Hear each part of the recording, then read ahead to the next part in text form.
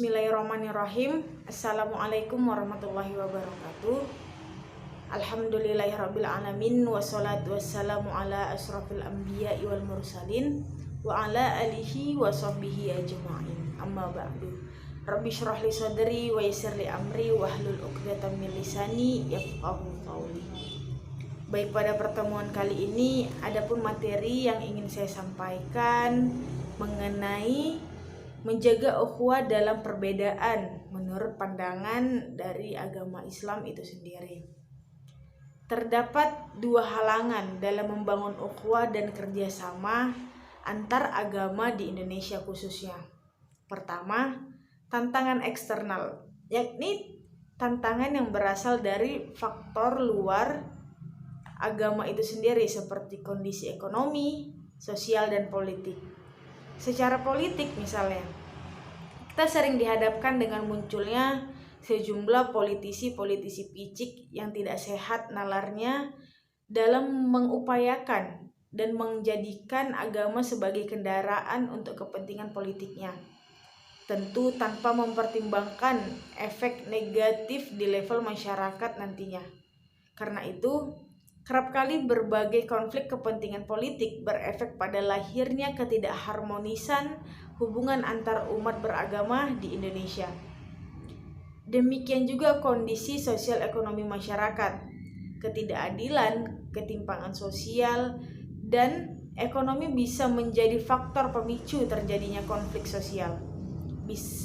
Bila dibiarkan kondisi seperti itu, tentunya bisa merusak tatanan masyarakat.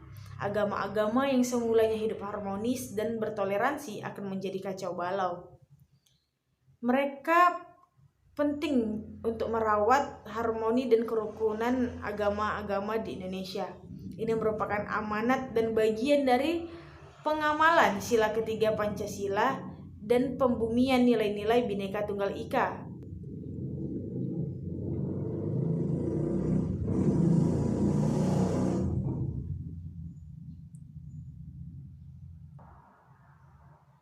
Karena itu, ini adalah tanggung jawab seluruh komponen masyarakat Indonesia, baik itu pemerintah, DPR, politisi, militer, dan segenap pemangku kebijakan di Republik yang memegang peran krusial dan kewajiban untuk menciptakan kondisi politik, sosial, ekonomi yang baik dan menjaga agar persatuan di Indonesia tetap solid dan tegak sampai kapanpun.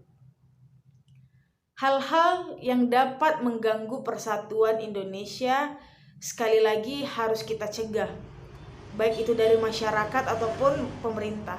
Pemerintah perlu menjamin terwujudnya keadilan sosial masyarakat bagi seluruh warga negara, penegakan hukum tanpa pandang bulu, pemenuhan terhadap hak-hak asasi masyarakat, dan menciptakan ketentraman serta ketertiban sosial.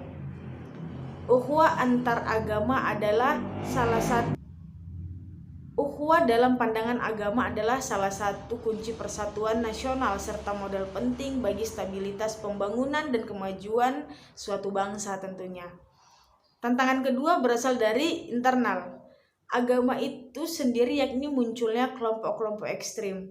Kelompok ini seringkali mengatasnamakan agama untuk meraih tujuan dan kepentingan yang sebenarnya itu tidak untuk kepentingan agama tersebut. Kelompok ekstrim ini membajak agama-agama, di semua agama pasti ada. Untuk meraih tujuannya, berbagai cara itu dapat dilakukan sekalipun menggunakan kekerasan seperti penculikan, pembunuhan, bom bunuh diri, dan sebagainya. Nah, ini yang harus sama-sama kita jalin agar kita tidak bisa diadu domba. Kita tidak bisa menjadikan alasan bahwa agama adalah tidak baik. Islam secara tegas menolak pastinya jalan yang ditempuh oleh kelompok pendukung dalam pemicu ini sangat dilarang dalam Islam. Islam adalah agama yang menjadi rahmatan lil alamin, yaitu rahmat bagi alam semesta. Dan agama Islam mengajarkan kepada pemeluknya untuk menyebarkan rahmat, kebaikan kepada seluruh makhluk, bahkan kepada binatang sekalipun, Islam mengajarkan untuk tidak berbuat aniaya, zolim, serta berlaku kasar. Dan kita juga harus percaya bahwa seluruh agama pasti mengajarkan hal demikian. Kita tahu bahwa pada dasarnya dalam bidang sosial, muamalah, setiap agama mengajarkan nilai-nilai kebaikan seperti perintah untuk menghormati tetangga, menunaikan kewajiban, serta menghargai hak-hak orang lain. Di bidang sosial kemasyarakatan, tidak ada larangan kerjasama karena perbedaan agama demi menggapai kemaslahatan hidup bersama dan kedamaian hidup tentunya. Jadi di sini kita perlu untuk mendorong dan berkolaborasi antar agama-agama untuk menghapuskan kemiskinan, memerangi kebodohan, serta korupsi, menghentikan bahwa kegiatan-kegiatan itu buruk. Jadi mari kita bersatu untuk menggapai apa yang kita inginkan dan tentunya memajukan Indonesia yang lebih baik. Jangan jadikan perbedaan itu sebagai hal yang ditakutkan oleh orang lain. Mungkin itu saja yang bisa saya sampaikan. Akhirul kalam, wassalamualaikum warahmatullahi wabarakatuh.